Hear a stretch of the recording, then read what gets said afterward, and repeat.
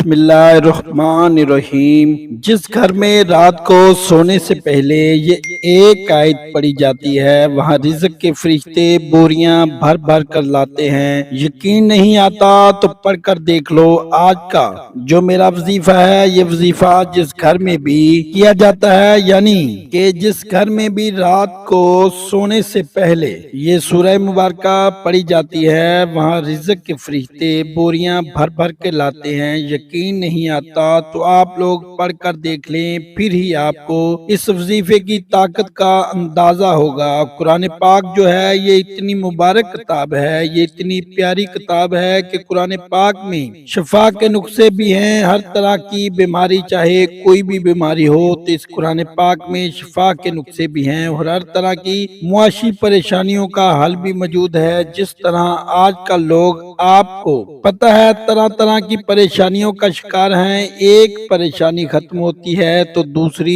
شروع ہو جاتی ہے۔ تو قرآن پاک جو ہے اس میں ہر طرح کی معاشی پریشانیوں کا حل موجود ہے۔ اگر آپ کا دل چاہتا ہے کہ آپ لوگ اپنے اللہ سے باتیں کرو تو قرآن پاک کھول کر پڑھ لیا کرو۔ خوش قسمت ہوتے ہیں وہ لوگ، خوش قسمت ہوتے ہیں ان کے گھر جن گھروں میں قرآن پاک کی تلاوت ہوتی ہے، اور وہ گھر اور وہ لوگ ہر روز قرآن پاک پڑھتے ہیں۔ میں اپنے تمام ویورز کو، اپنے تمام سبسکرائبر کو کہنا چاہتا ہوں کہ بے شک ایک رکوع بھی روزانہ پڑھو، ایک آیت بھی روزانہ پڑھو، تو قرآن پاک کو روزانہ پڑھا کرو۔ یقین جانو زندگی گزارنے کے ایسے ایسے رہنما اس پتہ لگیں گے کہ آپ لوگ حیران رہ جاؤ گے۔ جو چیز آج اتنے 100 سالوں کے بعد بتا رہی ہے، آج سے کئی 100 سال پہلے قرآن پاک میں اور چیز موجود ہے، تو پھر ہمیں زندگی اگر گزارنی ہے تو کیوں نہ اس طریقے سے گزاریں۔ دنیا کی جتنی بھی بڑی بڑی کتابیں ہیں وہ اس کے مقابلے میں کچھ بھی نہیں ہے۔ قرآن پاک سب سے بہترین کتاب ہے، اور ہر پہلو پر اس میں روشنی ڈالی گئی ہے۔ چاہے کوئی بندہ قرض میں ڈوب چکا ہے، قرض میں غرق ہو چکا ہے، اسے سمجھ نہیں آتی اس کا قرض کس طرح ادا ہوگا،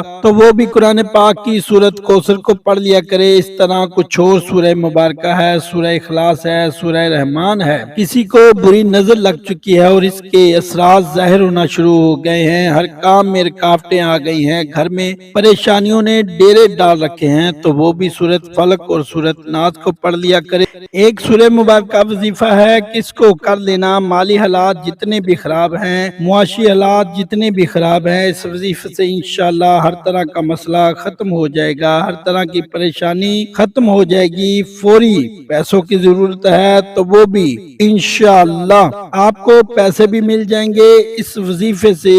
غریب بھی ہے تو وہ مالدار ہو جاتا ہے۔ جو لوگ اکثر کہتے رہتے ہیں کہ وظیفوں سے کچھ نہیں ہوتا، میں تو وظیفے کر کر کے تھک گیا ہوں، تو میں ان کو کہتا ہوں کہ پلیز ایک دفعہ اس وظیفے کو اپنی زندگی میں شامل کر لو، اس وظیفے کو کرنے کی عادت بنا لو، پھر دیکھنا آپ کی زندگی کی مشکلات کس طرح ختم ہوتی ہیں، پھر دیکھنا اللہ پاک کس طرح آپ کو عطا کرتا ہے۔ جن کے اوپر کروڑوں کے حساب سے قرض ہے وہ بھی اس وظیفے کو کر لینا، انشاءاللہ اس وظیفے سے مشکل ختم ہو جائے گی۔ آئیے اب وظیفے کی جانب چلتے ہیں۔ کرنا اپنے اس طرح سے ہے کہ سب سے پہلے وضو کر لینا ہے۔ یہ وظیفہ آپ مغرب کے بعد بھی کر سکتے ہیں اور عشاء کے بعد بھی کر سکتے ہیں۔ عشاء کے بعد بھی نہ کر سکیں تو سونے سے پہلے اس کو ضرور کر لیا کریں، یعنی کہ جو 3 اوقات ہیں مغرب کے بعد بھی اس عمل کو کر سکتے ہیں، کیونکہ مغرب کے بعد جو اسلامی کیلنڈر ہے اس کے مطابق دن ختم ہو جاتا ہے، نئی تاریخ شروع ہو جاتی ہے۔ اسی طرح مغرب کے بعد اگر ہم اپنے کیلنڈر کو دیکھیں جنوری فروری والا تو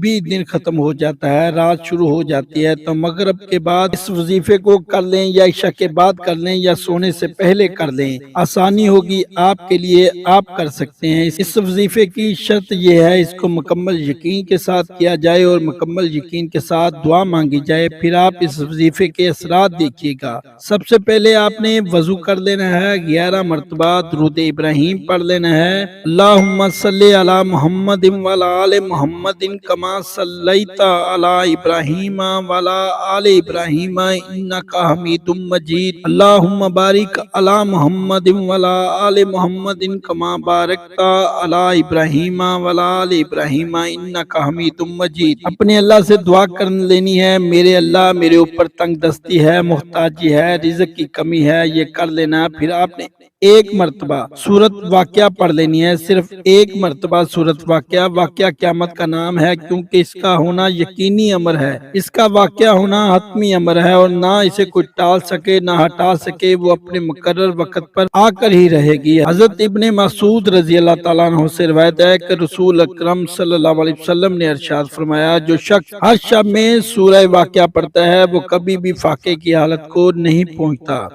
حضرت ابن مسعود رضی اللہ تعالیٰ عنہ اپنی لڑکیوں کو حکم دیا کرتے تھے کہ وہ ہر شب میں یہ سورت پڑھا کریں، البتہ کوئی مخصوص وقت حدیث میں منقول نہیں ہے، اس لیے رات کو مغرب یا عشاء کے بعد جس وقت بھی سورہ واقعہ کی تلاوت کر لی جائے، حدیث میں مذکورہ فضیلت حاصل ہو جائے گی۔ جب آپ ایک مرتبہ سورہ واقعہ پڑھ لیں تو پھر اپنے اللہ سے دعا کر لینی ہے، اللہ پاک آپ کے لیے رزق کے دروازے کھول دے گا، اللہ آپ کو وہاں سے دے گا جس کا آپ نے سوچا نہیں ہوگا۔ یہ وظیفہ بڑا ہی مجرب عمل ہے، اس وظیفے سے ایسی جگہ سے آپ کو رزق ملے گا کہ آپ لوگ سوچ بھی نہیں سکتے۔ میری اللہ پاک سے دعا ہے کہ اللہ پاک آپ لوگوں کی مشکلات کو ختم فرمائے، آپ کی ہر پریشانی کو ختم فرمائے، آپ کے رزق میں آپ کی روزی میں بہت زیادہ اضافہ ہو۔ جو بھی آپ وظیفہ کرتے ہو، جو بھی عمل کرتے ہو، پورے یقین کے ساتھ کیا کرو، انشاءاللہ پھر وہ وظیفہ یا وہ جو عمل آپ کرو گے اس سے آپ کو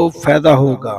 دعا ہے اللہ پاک سے فریاد کرنے، اس کے انعامات کے مستحق ہونے، اس کو راضی کرنے اور بخشش و مغفرت کا پروانہ حاصل کرنے کا نہایت آسان اور عمدہ ذریعہ ہے دعا مانگنا۔ حضور صلی اللہ علیہ وسلم کی پیاری سنت، اللہ کریم کے نیک بندوں کی عادت در حقیقت عبادت بلکہ مغز عبادت ہے، اور خطا کار بندوں کے حق میں اللہ پاک کی جانب سے ایک بڑی نعمت اور سعادت ہے۔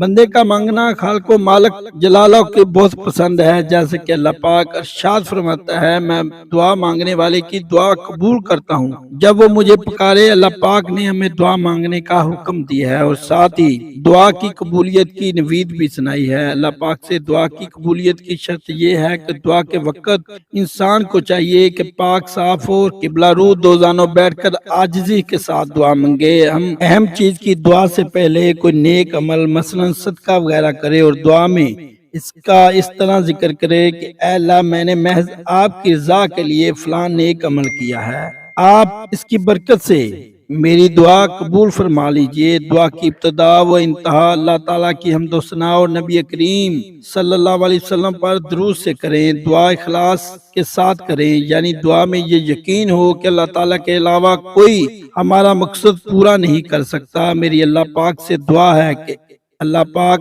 آپ لوگوں کی مشکلات کو ختم فرمائے، آپ کے رزق میں آپ کی روزی میں بہت زیادہ اضافہ ہو۔ ہمیشہ اللہ پاک سے غربت سے پناہ مانگا کریں، اللہ پاک سے دعا کیا کریں کہ میرا اللہ مجھے غربت سے دور رکھنا، کیونکہ غربت ایک ایسی چیز ہے، تنگ دستی ایک ایسی چیز ہے کہ انسان کی جو عزت نفس ہوتی ہے وہ ختم ہو جاتی ہے۔ انسان کرتا کچھ ہے، اس سے پھر برے فیصلے بھی ہوتے ہیں، گھر کا ماحول بھی خراب ہوتا ہے اور طرح طرح کی آزمائشیں بھی آتی ہیں۔ اس لیے غربت سے پناہ مانگا کرو، محتاجی سے پناہ مانگا کرو، اللہ پاک راستے کھول دے گا۔ اس وظیفے کو زیادہ سے زیادہ لوگوں کے ساتھ شیئر کرنا تاکہ لوگ یہ سورہ واقعہ کا یہ عمل کریں اور اس سے بہت زیادہ فائدہ حاصل کریں۔ اپنا اور اپنے اہل خانہ کا خیال رکھیے گا۔ اللہ کے 99 ناموں میں سے ایک نام ضرور کمنٹ کریں۔ اگلی ویڈیو تک اجازت دیجیے گا۔ اللہ ہم سب کا حامی و ناصر ہو۔ اللہ حافظ۔ السلام علیکم۔